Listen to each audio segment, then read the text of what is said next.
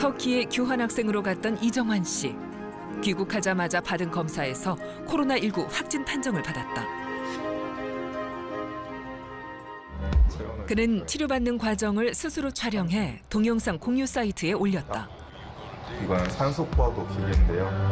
맨날 재고 있어요. 산소포화도도 100이어서 정상이에요. 일단 처음에는 무증상이어가지고 무증상자 센터로 갔었고요. 근데 바로 간 다음 날부터 무증상자 센터 간 다음 날부터 열이 39도까지 나가지고 병원으로 이송이 됐었고, 그리고 병원에서는 이제 기침을 하도 많이 해가지고 말을 하면 2~3초에 한 번씩 기침할 정도였고, 말 안 하더라도 수시로 기침을 많이 해서 여기 명치 쪽이 굉장히 굉장히 아리고 뭐 프레스로 누르는 것처럼 지근하게 계속 아팠습니다. 격리된 채 치료가 시작됐다. 금방 회복할 거라 생각했지만 입원은 무려 57일이나 이어졌다. 긴 입원 기간 동안 의료진의 격려와 치료를 받으며 회복했다. 의료진 분들께 너무 감사하죠. 왜냐하면 의료진 분들 없었으면 저 진짜 죽은 목숨이 다름없다고 생각하거든요. 뭐 신체적으로나 정신적으로나. 의료진 분들께 정신, 신체적으로 다 모두 크게 의지했었고, 또 의지하면 또 그만큼 잘 저를 케어해 주셨기 때문에 그분들의 노력과 헌신이 없었으면 굉장히 저는 지금 어떻게 될지 모르겠고 이렇게 건강하게 태어날 수 없을 거라고 생각을 해요. 그래서 굉장히 감사하고. 57일간 입원한 정환 씨의 진료비는 어느 정도일까? 총 진료비 2,117만 원 중 1,800만 원은 건강보험 지원, 환자 부담인 316만 원은 정부가 지원한다. 굉장히 많이 나올 거라고 걱정을 했었는데 일단 여기 보시다시피 300만 원 가량을 제가 즉시 내야 했었는데, 이마저도 이제 병원 부담, 이제 국가 부담으로 해가지고 안 내도 된다고 원무과 선생님께서 말씀하시더라고요. 그래서 그거 듣고 굉장히 약간 안도의 한숨이 돌렸죠. 굉장히 국민분들께 감사하고 국가 의료 시스템에 감사했던 시기였던 것 같습니다. 전 세계를 뒤덮은 감염성 질환의 공포 속에서 치료비 걱정 없이 치료받을 수 있는 의료 안전망. 건강보험 제도는 우리나라가 코로나19에 효과적으로 대처할 수 있었던 요인으로 꼽힌다.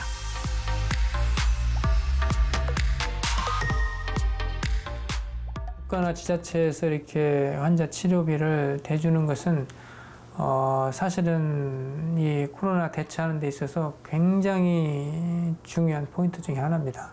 이런 것이 되지 않으면 그 비싼 입원비를 감당할 수가 없죠. 그래서 그러면 돈이 없는 분들, 특히 이제 증상이 없는 분들은 입원하려고 안 하죠. 그러면 지역사회에서 그분들이 숨으니까 그럼 그분들이 약 전파시킬 수가 있죠. 우리가 진단도 부담 없이 하고 치료도 부담 없이 하고 그래야 감염병이 퍼지는 걸 막을 수 있으니까요. 건강보험이 감염병 관리의 핵심적인 제도인 셈이죠. 또 다른 요인은 효율적인 병상 이용에 있다. 드라이브스루, 선별진료소를 통해 신속하게 진단 검사가 이루어지고, 확진자 중 증상이 없는 사람은 생활치료센터에 격리해 가족이나 이웃과의 접촉을 막았다. 확진자의 중증도를 선별해 고위험 환자에게 의료 자원을 집중시켜 부족한 병상을 효율적으로 활용할 수 있었다. 이 생활치료센터가 생김으로 인해서 급증하는 환자를 경증 환자 또 자가격리에 있었던 집에 있었던 분들이 생활치료센터로 옮겨가게 되고, 병원들은 조금 한숨 쉴 수 있는, 병상을 돌릴 수 있는 상황들이 되고, 이제 환자들 입장에서는 집에서 불안하게 있지 않아도 되는 상황들이 되는 거고요. 집에 있다 보면은 이게 사실 가족 내 전파도 또 무시할 수가 없는 거니까 더 이상 확산도 예방할 수 있는 부분들이 되고요. 그러니까 의료 자원을 효율적으로 이용할 수 있게끔 만들어준 시설이 되는 거죠. 우리나라는 전 국민이 건강보험에 가입돼 있다. 5년간의 건강검진 결과와 진료 내역, 투약 내역과 같은 의료 데이터가 축적돼 있다. 건강보험공단에서 이 데이터를 제공해 코로나19 중증 환자를 선별했다.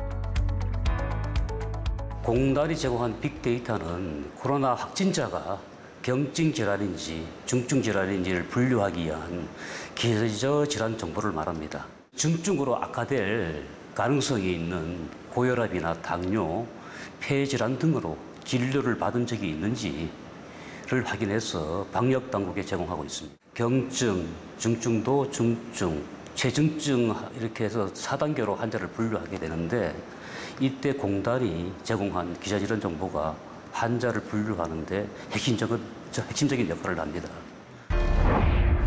전 세계 코로나19 확진자는 7월 22일 기준 1,500만 명을 넘어섰고 사망자 수는 61만 명에 달한다. 평균 사망률은 4.1% 정도다. 한국의 코로나19 사망률은 2.1%로 프랑스나 미국, 일본에 비해 낮은 수준이다. 외신들은 앞다투어 한국의 대처를 칭찬하고 나섰다. BBC와 CNN을 비롯한 외신들에서 한국의 대처 방식을 모범 사례로 꼽았다. Was jetzt die Corona-Krise anbelangt, da habe ich das Gefühl, dass Sie es irgendwie geschafft haben, aus einer koreanischen Mentalität, aus einem Wir-Gefühl selber dafür zu sorgen, dass man diese Krankheit nicht bekommt. Und man sollte mit dem Vorgehen von Südkorea, sollte man Exportartikel draus machen. Und Korea kann das nach außen geben, nach Brasilien, nach Amerika, vor allem nach Amerika und eben auch nach Afrika, also in die Welt. 신속하게 진단키트를 개발해 광범위한 검사가 이루어지고 모든 검사와 치료 비용을 지원하고 건강보험 빅데이터를 활용해 코로나19에 잘 대처할 수 있었다.